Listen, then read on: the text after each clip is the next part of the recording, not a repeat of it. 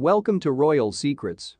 The youngest of the Queen's grandchildren, Lady Louise Windsor and her brother James, Viscount Severn, do not use the titles of HRH Prince or Princess, unlike several of their cousins. Lady Louise has a chance to become a princess in the future because she is the Queen's grandchild through her youngest son Prince Edward. This is due to the historic letters patent that were issued in 1917 and are still recognized today. According to this rule, all male-line grandchildren of a king are bestowed the princely position and the title of Royal Highness. In other words, the sons of the king or queen in power are permitted to have princes and princesses of their own. Despite the fact that this distinction is a birthright, Buckingham Palace issued a statement after Prince Edward and Sophie, Countess of Wessex's wedding, stating that any of their offspring will acquire the titles reserved for offspring of an earl. Some people speculated that everything would change when Lady Louise turns 18 on November 8, 2021, but this wasn't the case. The royal family will experience many changes following the passing of Queen Elizabeth II at the age of 96 on September 8, 2022, at Balmoral Castle. The most notable change will be King Charles III taking the throne. However, the titles of other royals will also change, possibly including those of Lady Louise's father Prince Edward. According to a previous statement made by Buckingham Palace regarding Sophie Wessex and Prince Edward's marriage, the Queen, the Duke of Edinburgh, and the Prince of Wales have also agreed that Prince Edward should be given the Dukedom of Edinburgh in due course when the present title now held by Prince Philip eventually reverts to the crown. In other words, Prince Edward might succeed his mother as the Duke of Edinburgh following her passing, but King Charles will decide. However, Lady Louise's title would remain the same if the prince was to become the Duke of Edinburgh, unless she made a different choice. Her mother Sophie, who has been outspoken about raising her children with the assumption they are very likely to have to work for a wage, says this isn't likely. The Countess of Wessex stated in an interview with the Sunday Times Opens in New Tab, "Therefore, we decided not to use HRH titles.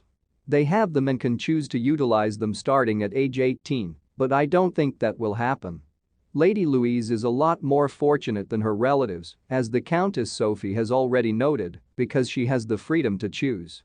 The young royal hasn't opted to use HRH since turning 18 and seems pleased with her life as it is, showing that the Countess knows her daughter well. Duke of Norfolk, who planned the Queen's burial, has a 6-month driving ban.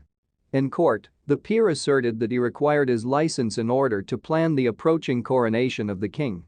The peer who planned the Queen's funeral has been given a 6-month driving restriction. The Duke of Norfolk claims he needs his license to plan the approaching coronation of the king, but the ban was nonetheless imposed. The Earl Marshal, Edward Fitzalan Howard, 65, admitted using his phone while driving on Monday at Lavender Hill Magistrates Court.